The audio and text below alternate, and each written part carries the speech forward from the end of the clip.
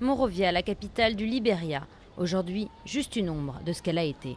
D'âpres combats entre les troupes gouvernementales et les rebelles pendant la guerre civile ont laissé les bâtiments et les infrastructures en ruine. Plus de 6 ans après la fin du conflit, il n'y a toujours que très peu d'électricité, d'eau courante ou d'évacuation en état de fonctionnement dans le pays.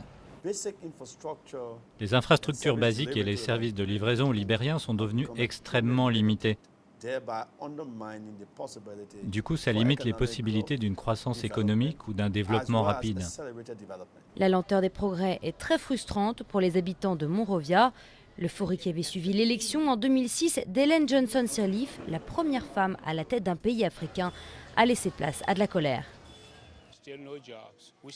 Toujours pas de travail. Ils nous ont dit que des entreprises arrivaient.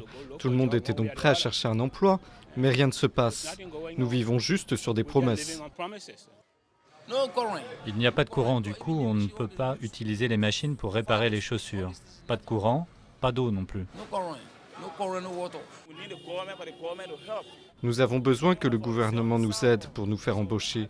Pour l'instant, on se retrouve sur le carreau.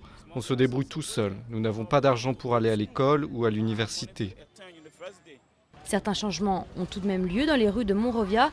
Des entrepreneurs, notamment chinois, réparent les routes et emploient des travailleurs libériens.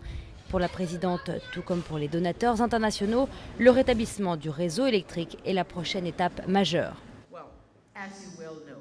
Comme vous le savez, nous l'avons répété, l'électricité est l'une de nos priorités essentielles, mais ce n'est pas quelque chose qui peut être réglé du jour au lendemain.